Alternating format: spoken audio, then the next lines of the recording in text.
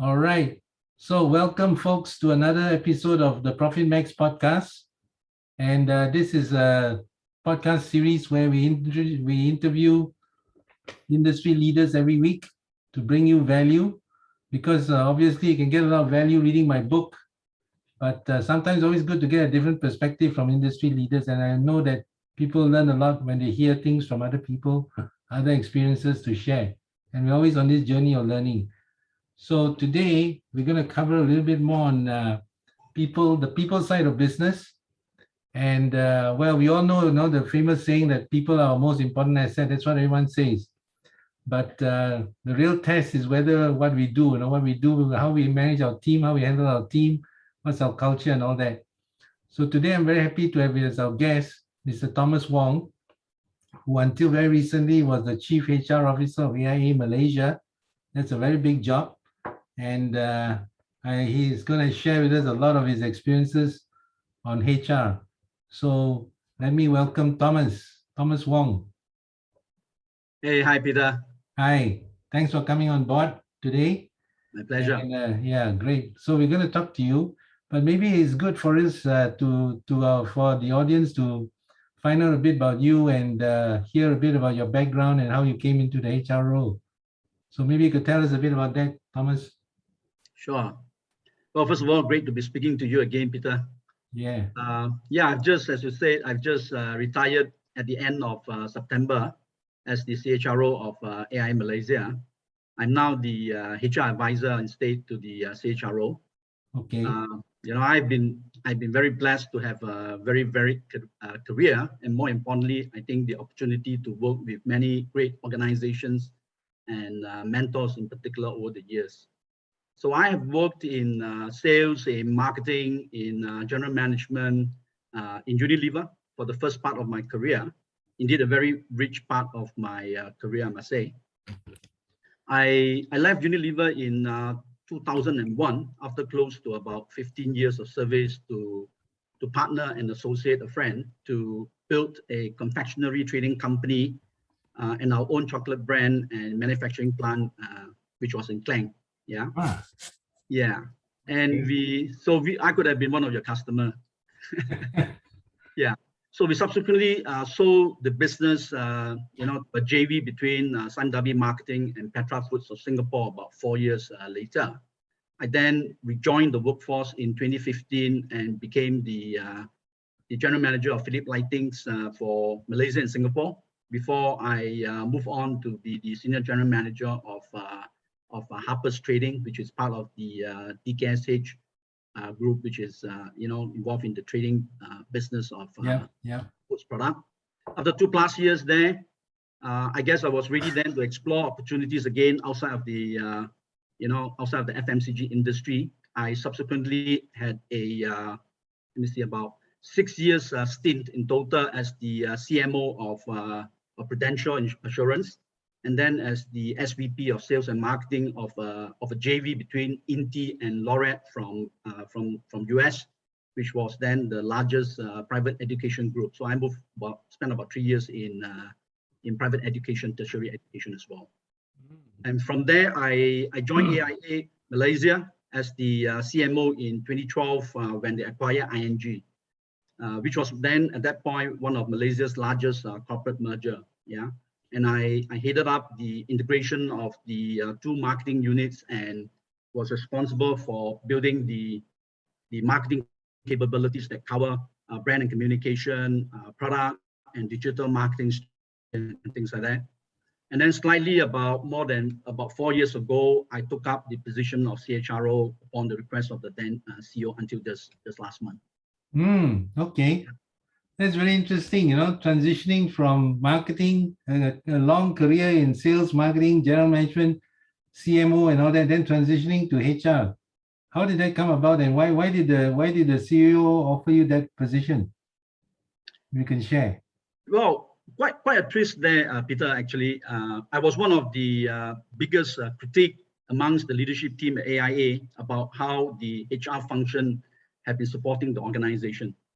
I thought, it was more operational than the strategic role that it needed to play to advance the human capital agenda. So, and then, my insights and experience in various functional leadership roles in MNCs and also, running a small JV business of my own, sort of enabled me to see the criticality of not just managing people as individuals, but the power of pulling people together as one cohesive, empowered, and disciplined force. So I felt that there are so much more that value add and impact that HR can play in the success of business entity than the merely people administrative roles that some leaders employ with HR. So one day, when the then CHRO left the organization, the CEO requested that I take the role to help reshape the strategic people agenda, which I was very critical about. How to say no? Yeah. I guess maybe at that point, it could be a lesson on not to be too critical of others. But seriously, I was intrigued and had many ideas and interests, to work with and to strengthen and build our people assets. So it wasn't really a difficult decision. Yeah. Okay. I was convinced that I think if HR is to be the strategic enabler of an organization's people assets, it must ensure that the way the business model is organized are able to respond, effectively to the important external shifts and the changes that are happening. So, since taking up the role, the issues, I guess, that sort of kept me awake at night, mostly are related to organizational structures in how people, how to organize the business functions more effectively, about the leadership mindset and behavior, about the way people work and relate to each other, which is a key part of corporate culture, and also include how to build capabilities and improve productivity. Now, all this in the context of the rapidly changing operating environment. I guess that makes the role a lot more exciting. Yes. Very challenging, very exciting, and always something new, always something changing, right? Yeah. Okay. So, in the old days, you have like what you call personnel department, then slowly we evolved to HR and human capital and so on. And that's a big change, right? Over the last 20 years, I think I see HR becoming more and more important, more and more critical. And some CEOs actually say the most important function they have is the HR function, no? Some CEOs are. For example, I don't know whether you know the chairman and founder of the VaynerMedia. Yeah. This guy called Gary Vaynerchuk. And he says the most important person in his whole team is his chief CHRO. Because, you can imagine, right? You're managing talent. When you have 1,000 over creative people and copywriters and creative directors and all that, getting them, recruiting them, retaining them, resolving conflicts is really a big issue, right? Yeah. Okay. And he has been a great CEO, great successful leader. Yeah. So despite all his profanities and all that, but he actually got substance. Okay. So I'm thinking of you mentioned it as well. How important is the role of culture? So maybe you could talk a little bit about that. How do you bring culture into the whole equation of people? How does that influence your planning, your HR, your talent hunting, your employer branding, the whole works, and retaining people and all that? So maybe you could elaborate more a bit on culture, the development, the evolving and the evolution of culture and the bringing in of culture, and how all that cascades down to the whole organization, and how you bring everyone into alignment.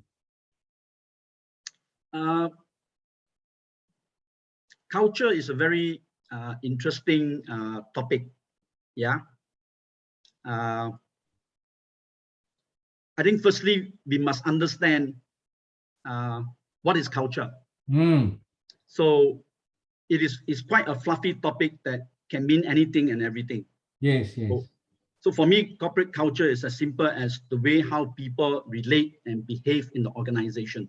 And this can include the organization's operating philosophy, if any. Like in AIA, we have an operating philosophy called doing the right thing in the right way, the right people, the result will come. Yeah, that constitutes a big part of the corporate culture that we have built over the years.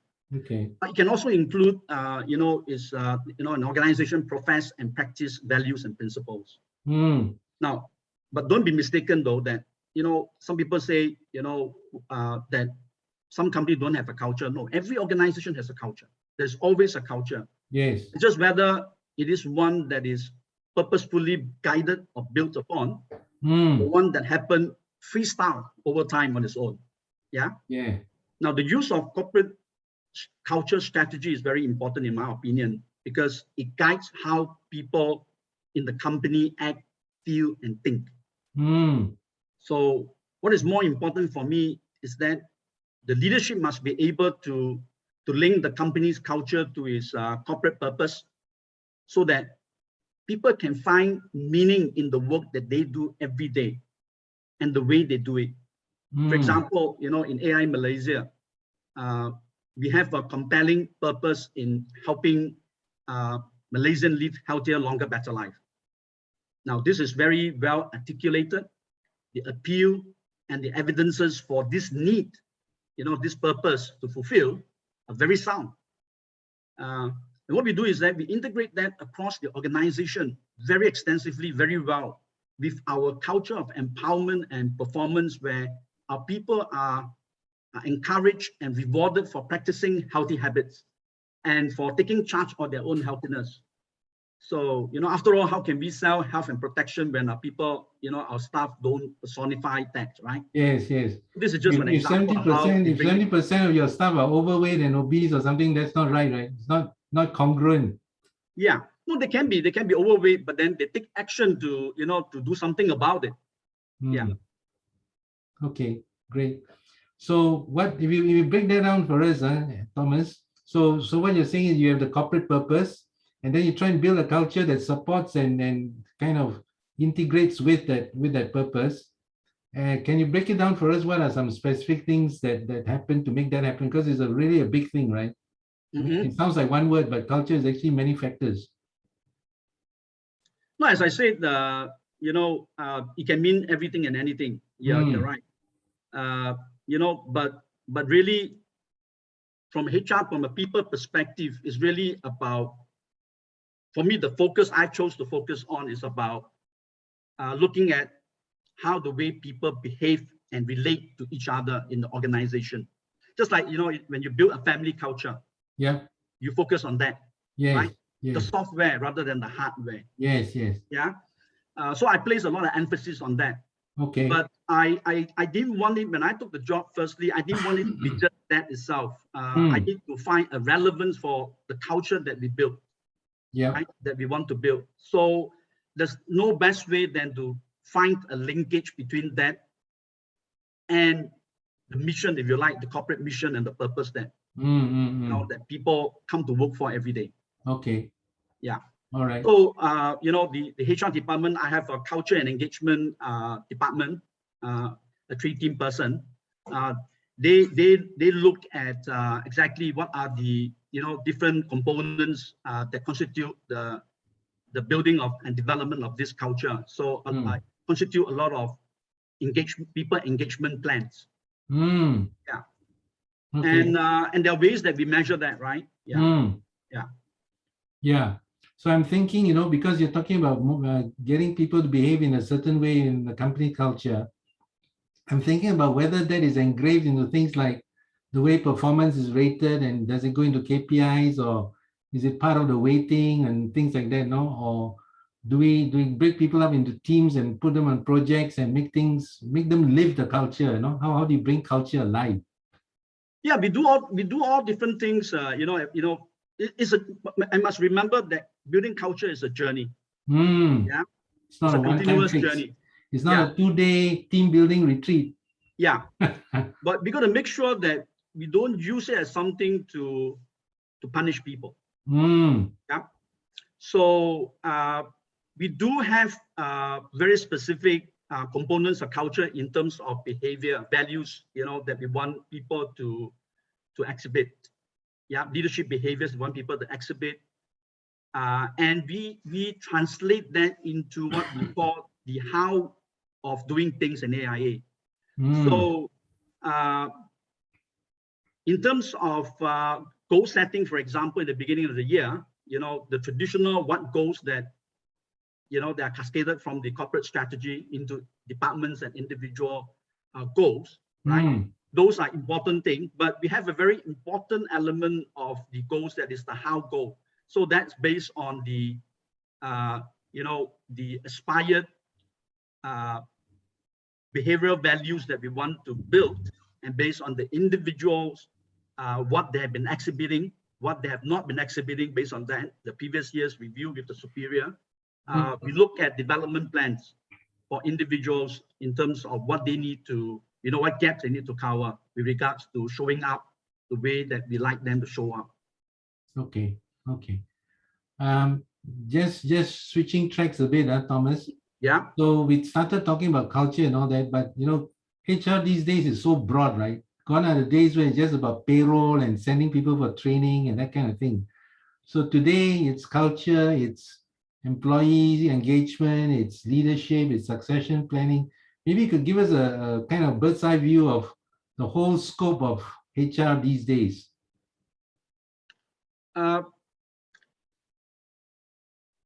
Well, I'm sure a lot have been written, about what is HR, the evolution of HR. And I'm sure there's a lot of case studies, of batch HR practices that one could get from consultants, from textbook, from experts, HR experts. So I think we're not going to use this session to dive into those areas, but maybe I can share some areas that I think HR need to pay attention to. Yeah, that'd be great. That'd be great. In today's and the coming future environment. So clearly today, with how things are moving, it's in an unprecedented way. There are many strategic people challenges facing businesses, in particular those that are living, now living and also post the COVID pandemic, right? And they may differ, from MNCs to SME, for example, depending on each unique context. But I'll share some thoughts that I think on a few areas that will cut across industry and scale, respective of different industry, respective of the size of the company. Excellent. Yeah. And show that slightly different focus that HR could pay more attention to. So, firstly, I think whether you are a large MNCs or SME operating for many years, often your success that I observe over the years have likely, to have come with the cost of unconsciously adding layers of complexity in the organization structure, in the way we operate, the company operate. Now, one thing though we must remember that is when I speak about the word complexity, not all complexity is bad for the business, but those form of individual complexity that the vast majority of the organization employees face today. For example, too many layers of decision making, confusing roles definition, unclear response, accountabilities, etc. Yeah, these are all major hindrances, Peter, to organization performance. Yeah, I call them unnecessary complexities, and it's one of the biggest enemies of efficient growth for businesses, in my observation. Yeah. Now, when you're smaller, you may think that you could probably manage it, but I will argue that it's even so more critical that for SME to be simpler, to be sharper, and to be more efficient. Yeah. Yes. Just because SME have fewer resources that it can employ. Yes. Yeah. So I think the key here is in how leadership finds the right shape of organizational layers, the most efficient manager span and control, nurturing more creative ways of working and things like that will truly empower the organization, empower the people, and allow every staff to bring the best of themselves to work every day. And that's the preoccupation of HR, of the team. Okay. Now, I myself have been, this year, in my last year as the CHRO, I've been leading a major organization transformation project for AIA this past 1 year, to simplify and to flatten the way we organize and work. Now, mind you, AIA is one of the fastest growing life insurance MNC in the world today, have been very successful over the last 10 years. And yet, it sees the need to continuously review and improve its people organization, its operational processes, and other key strategic elements of its defined people strategy. And Peter, you and I came from Unilever before. The Unilever case studies that where, they killed or sold over 1,000 of their brands worldwide some years ago as a result of the complexities that accumulated over the years that began to start impeding their growth. Yes. So clearly in today's world, simplicity is a premium, in this complex world. Yeah. Now, next, I like to, talk a bit about ways of working. I spoke a bit about that.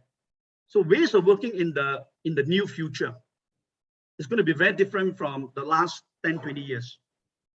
Now, one thing, driving innovation and solving customer needs is at the heart of every successful organization in the past and more so tomorrow. Yeah, today and tomorrow. So with technology access, the time to market for innovations has shortened rapidly by months or even years for some industries. Yeah. Right.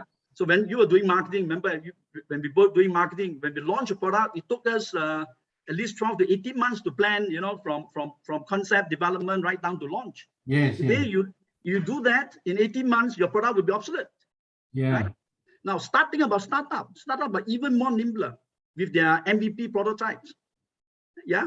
And most of all, the customers are spoiled for choices today. Yes. And they are changing constantly with their preferences and their needs. Yes. So for many companies, this call for a reinvention of its way of working or innovating is absolutely important for me. Yes. Yes. And for example, many companies today, great companies, successful companies are adopting agile way of working and organizing. So I just launched that with AI Malaysia as well, and there's, just 6 months into it, we are seeing great results, unprecedented results. Excellent. So, yeah. So, and it has proven to work in not just when it first started in the software industry or entertainment industry. Today is widely adopted in FMCG, in finance, insurance, and many other sectors, right? Its way of working essentially is that, it's just like startup.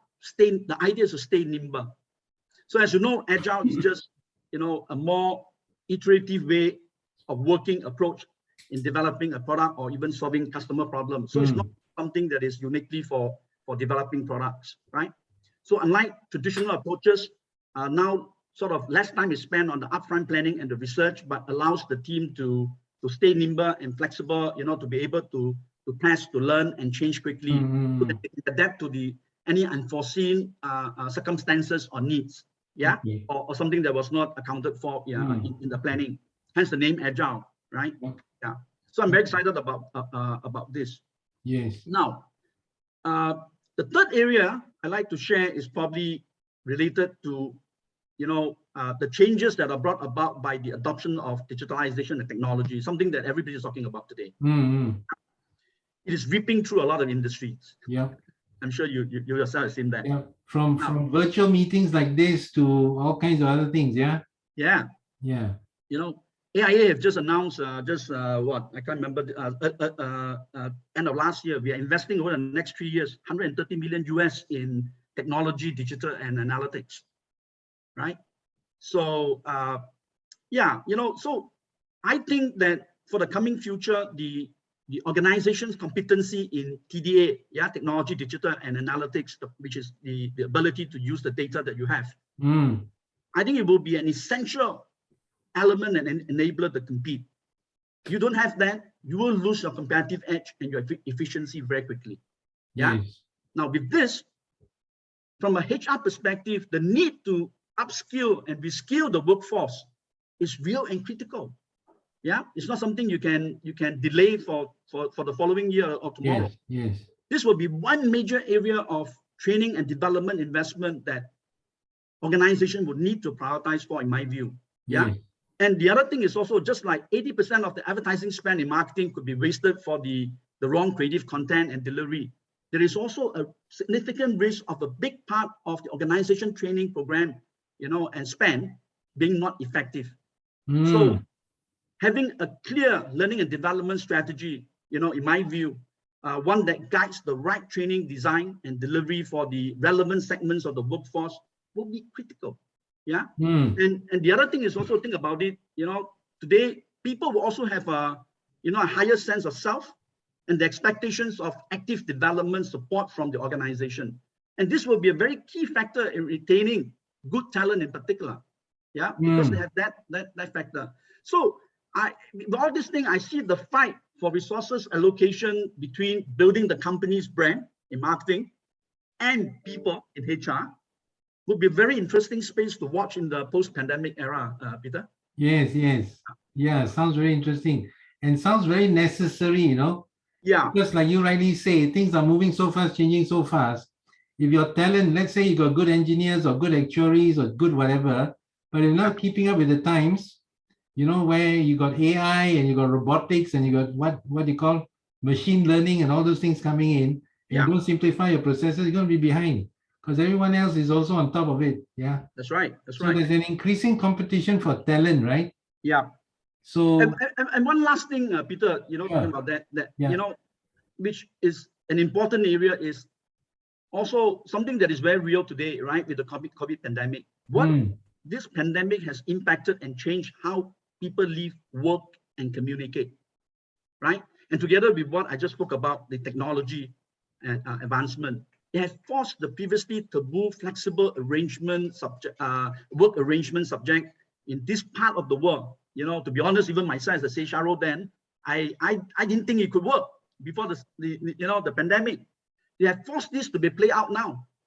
So I don't know about the SME though, you know, but from what I've heard, what I've seen, observed, the hybrid work arrangement has so far worked pretty well for many of the MNCs and the larger corporations in terms of productivity and staff satisfaction. Yeah. Yes, yes. So I think post the pandemic, now the next stage is I think company will need to devise ways to strike the correct balance between improving productivity and a more flexible work arrangement that staff will come to expect. Yeah? And similarly, there will also be a need for, you know, for the workplace designs that will promote collaborative team working. Now, I cannot emphasize enough about collaboration. I didn't see how important collaboration is until I took up the role of the CHRO. You know, the power of you know, 1 + 1 = 3. Yes. Yeah. So those are very important to do. So here, I think HR would need to find the optimal arrangement that will satisfy integration of work-life balance, as the ambience, you know, that will facilitate a shared sense of purpose and more effective collaboration. Yeah, absolutely. You know, so yeah, I don't know if you recall, you know, back in Unilever days, I was launching or working towards the launch of Lipton pot bags, remember? And we were just being swarmed by Bo. I mean, we were market leader in tea bags, but the big majority of the market was packet tea. So we came up with Lipton pot bags, the round pot bags. And like you said earlier, you know, it typically takes 12 to 18 months if we work like crazy to launch a new product. And because we were working cross-functionally, we got someone from packaging design, we got someone from accounts, we got someone from logistics, sourcing and all that, and marketing. So small cross-functional team, we were able to bring that to market within 6 months, which is like never happened before, right? Yeah. So the power of collaboration is fantastic, no? I want to talk a little bit about talent attraction. You know, the competition for talent is so great, and retention. But before that, I just wanted to, you know, early on you were giving some pointers, and one of the things you were saying is flattening the structure and all that, the importance of structure. So just wanted to get because I'm kind of out of date now. You know, in the old days we talked about people working in silos and breaking those silos. Then we came up with metrics, you know, organizing. What's your view in terms of people having multiple bosses? No, is that still something that works today, or is that something like, you know, gone in the past, or depends on the situation, or what? Well, the little that I know, I think the whole adage of no one should have more than one bosses, I think one boss, I think is still very true. Yeah. But in the era of a lot of matrix reporting, matrix reporting does not mean you actually have two bosses. What you have is, the idea is you have a home boss, right? And you have a host boss. Like if, for example, in Agile team, yeah, Agile is where we pull a group of cross-functional people or specialists, different specialist capability into a perfect team, right? What we call a squad or a tribe, right? About 8 to 10 people. they bring their different functional expertise to the, to bear onto the project, or the initiative, or to launch whatever product. And they come from different places. So where they came from, they have their home, if you like, or home entity, or home function, or home bosses. But the tribe is hosted by a tribe lead or squad lead in Agile, right? And they spend full time working on this over a period of the next 1 year, or 3 years, or 6 months, or whatever time period, depending on the initiative. So here, the question is, who is the person who is going to be managing this person's performance? Obviously, the tribe lead, because the person works every day on that. But the person who is responsible for these members, these tribe members' career development, will be the home manager, because that's where because this person is developing, or rather has a functional alignment based on his or her expertise. So after the tribe project, he goes back after 1 year into the home and take on another initiative within the home. So, so just an example of that. So the idea is, I still think it's still valid that no one should report to more than one boss, because you're going to have challenges of clarity of accountability and responsibility and things like that. Yeah. Right? So I think it's pretty intuitive. But the way, because of digitization and technology, so today, with the speed of information, people can work a lot faster than 20 years ago. So people multitask a lot. Yeah. So there's a lot of people multitasking, even specialists are working on different projects at the same time. Yes. Yeah. So hence, that's why this notion about, therefore, that sometimes, when people are not clear, they blame that, hey, I got too many bosses. So it goes back to the other end as well. As a specialist, as an individual manager or specialist, you need to have clarity of what you're supposed to do. If not, there is a two-way communication to establish that clarity. And once you're clear, you know what is it, you know who are the people that you need to go to for help, for discussion, for decisions, for resource. Okay. All right, great. Thanks. So moving on to talent acquisition, talent management, and all that. No, so today everyone is gunning for talent, right? You got all these big companies all having career fairs, or going to career fairs, or going to universities. My daughter was recruited when she was still in the final year in UK studying. So I'm sure the same goes with you and a lot of people. So how do you compete for talent? How do you make sure you try and get the best talent? Because everyone is like offering carrots and all that for, especially the millennials, right? So how do you get talent? How do you do that? I think I don't think there's a magic bullet in this, Peter. It goes back to the fundamental. Number one, your brand proposition, your employer value proposition is absolutely very important. Yeah, and you're right. Today, millennials don't join just because of money, right? So the value proposition is going to be important, and the value proposition constitute a lot of things about not just the culture, exactly what the company stands for, the values, what is its purpose, its mission. So today, every great organization will have a very well articulated, engaging purpose, corporate purpose. Right? You don't have that, you don't have value proposition. Yeah. So that is absolutely essential. Okay. And once you got that, then the other things come into play. Yeah. Talent. Yeah.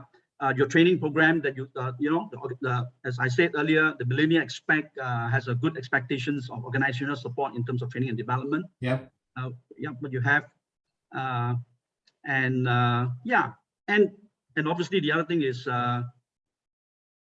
whether you're a growth company, the industry and all those things. So within the industry itself, competing for talent is is a combination of many things, as I said. So including results. Okay.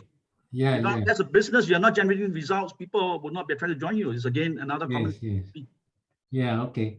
So everyone likes to be joining a winning company, right? Yeah. Okay. So that's the, what you call, I guess you can call it the big boys or the MNC guys, no? Where you got employer branding and all that, value proposition and all that. So I want to try and see whether you can help because the bulk of my clients are SMEs rather than MNCs. But these guys, one of the big challenges they have is, number one, very often they can't afford the pay scales of the big boys. Number two, very often their brand or their company is relatively unknown, no? So what suggestions or advice might you have for these guys in terms of trying to get good people? Because they will sure lose out, no, especially for fresh grads. No, I think we got to be very clear that if you are SME, you shouldn't be competing to get the talent that MNCs look for. Yeah, but sometimes Right? you're gonna get really good people and then it's so difficult, no? No, there are people, there are, horses for courses, right? Yes. Yeah. I mean, the type of people that MNCs hire are people who, in my view, my experience, I actually took a 4 years, hiatus, and I couldn't get those guys that used to work for Unilever. No way. Yeah. Our company. Even if I pay them more than, what Unilever pay, unlikely the good one will come and join me. Yes, yes. Yeah. So first thing, I think we need to understand, like everything else, so the type of talent we need to target. Okay, so it's a bit of adjusting expectations and Yeah. adjusting what you can get. Yeah. Okay. Yeah. And I think the value proposition is not just about the prestige, the bigness of the brand. I think that mindset, we need to challenge that mindset. So there are a lot of small companies that have great value proposition, employee value proposition, or brand standing for the correct people. Yeah. So I think it boils back down to today, which is very important, is to answer the question, why would anyone want to join you beyond getting employment? Yep. Right? Yep. Because people are looking for meaningful jobs. People are looking for work-life balance. People are looking for growth opportunities. So many multitude of considerations in the candidates. Yep. Yeah, I think that's very good advice, Thomas. The ability to offer, what can you offer? Because maybe you don't have the prestigious brand or the prestigious international reputation of the MNCs, but if you can very clearly articulate, hey, you come over here and we have this and we have that, and you can do this and you can do that, then you might attract the right person for your circumstances, your situation. Huh? Yeah. Okay. Again, there are a lot of strength the SME has that MNC don't have. Yes. Right? Because of their size, no matter how nimble they want to be, they can never be as nimble. The involvement in making decisions and things like that can never be that level that SME offer, for example, in the younger part of anyone's career, for example. Yeah. So look for those, I think. Yeah. Okay. Yeah, because in a SME, because the organization is smaller, people get, the really talented guys get the exposure of A to Z, no? So that's the other, more entrepreneurial, I guess. Huh? Yeah. Okay. Yeah. Okay. Exactly. Yeah. All right. And then the other very important thing you said was leadership development. Learning and development, right? And being sure that people are up to date with this fast-moving digital world and analytics and data and all that. So what would be some qualities or traits that you look for when you hire people? No, are there some specific traits? Well, I think you want to make sure that the younger people, most of them are technologically savvy, quite, know how to leverage the social media technology, for example, and things like that. They're very easy to learn. They find it very easy to learn a new technology, new software, right? They put somebody like me to learn a new software probably take ages, Yeah. So, right? Give them 10 minutes and they got it. Yeah. So I think that is a given for me. Yeah. But I think that again is ever important, irrespective of time, would be higher character, particularly in leadership, higher values and character. Yes.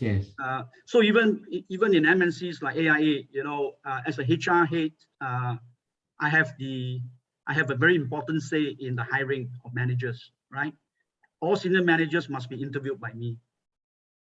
And what do I look for? I don't look for the technical competency. That's the hiring manager's role, not my role. I'm looking for culture fit. I'm looking for character, leadership potential. Mm. How the person can or cannot bring people together. Yeah, Okay. not an individual brilliant hero. Yeah. Yeah, Not a star winger who doesn't is not really a team player, right? yeah, Yeah. yeah. Okay. Now, character is very important. Can you evaluate? Can you expand on that a little bit? What do you mean by character? What are some specific qualities in character? Are you looking at prudence? Are you looking at people who are very courageous in making decisions? Any specific areas of I character? think that each company will have to find its own values that suits the company culture, business strategy, priority, and things like that. Yeah. Mm. So I don't think we can overly. I don't think it add value to overly generalize this. Uh, so you know, in AIA, for example, compared to the previous job when I was at Inti, for example, private education and life insurance, they look for very different type of leadership behaviors and character, for example. Yeah. Mm. So it's not right or wrong. It's what is right for them. So in AIA, for example, one of the things we look for because of our high growth trajectory we're looking at and going into digital as well, we're looking for curious learner. We want somebody who exhibit, whether we are hiring a 22 years old young graduate or we're hiring a mid-career 45 years old senior leader. We're looking for that, as one of the components. So we have 6 leadership essentials we call they are described. Okay. Is very well documented with very good examples of how to look for this type of characteristics in people, things like that. Okay. And to be fair, even that you never be able to get it 100% right. Yeah. You still hire people, and 6 months down the road, we find, hey, this person wasn't what we thought the person would be. And very different character and things like that. So with people is always, that art is always very important. Yes. Yeah. Yes. Okay. All right. Before I let you go, Thomas, any last 2 or 3 tips for people in the general and particularly in this time of crisis and people and strategy and all that? Any 2 or 3 final thoughts, or 1 or 2 final thoughts? Yeah. I think they are, first of all, I think they are, in today's world, I say something about that earlier, that there are many things relating to people that organization would need to deal with. Yeah, in this unprecedented time. Some are more tactical than others, like dealing with issues of hybrid work arrangement I spoke a bit about. And clearly the other one is right sizing of the workforce. It's a perennial issue, right? Yes. Improving Especially, employee. yeah. Sorry, yeah. I was going to digress and say, especially our government workforce, but anyway, we'll talk about that some other time. Yeah. Improving employee well-being, engagement, managing people risk and regulatory requirements in some industries is very, very important, like insurance industry. That's something that we spend a lot of time on, for example, because it's a regulated industry. Yeah. But I will provide, despite different industry, I'll provide 2 guidance. I think first, always go back to the basics. Focus on the business. Yeah. But you must realize that you can't do everything. You need to pick your priorities and concentrate your limited resources. Even large company, don't get it wrong. Even large company, there are billions of turnover. We have limited resources. Yeah. Yes. So keep your, concentrate your limited resources so that you can keep the organization fit, focused, and agile. I think that's a very important thing. So unless you are fighting for your immediate viability or survival, particularly during this unprecedented time, I think leaders need to think about what will be the essential and the strong capabilities that they need to build to stay ahead. Yeah. Now I'm passionate about the need to simplify how business is run. Yeah. This has both, in my view, a immediate and a longer term impact on the business health. So, and the external environment continue to get even more complex, particularly with the speed and demand for change unrelenting. So from a people perspective, organization must do well to ensure that every single person in the team knows what they're accountable for and able to respond to these changing demands in empowering ways, that people don't sit around and just wait for instructions, yeah, and not get paralyzed by creeping complexities. It's very important, because whether you're a large or small company, every single individual counts. Yes. Yeah. So my second guidance would be, build your core leadership team. All my experiences in all the organizations that I've been to, including the one that I built myself, you know, that's so important. Yeah, I say that again. You know, these are the captain of your fleet. Yeah, it doesn't matter whether you are a small or a large organization. You know, and we talk about core leadership team. This can be 1 layer or 2 layers below the MD or the CEO. Yeah, depending on the size of the organization. Yeah. They represent. Why is important? Because they represent how the rest of the organization see and experience the values, the emotions, and the pulse of the organization. Imagine if any one of these leaders, you know, put their personal agenda above the company's. You can imagine that, right? That longer term, you will likely have problems and dysfunction. Yes, yes. Yeah? The adage that you know, the people don't leave companies, they leave leaders. It's very, very true. Very true, huh? Yeah. Yeah, okay. So that would be the two nuggets that I can share. That's very good insight, no, Thomas. And you know, I really appreciate you spending time with us. It's been very good. I mean, I've got so many insights and from a practitioner.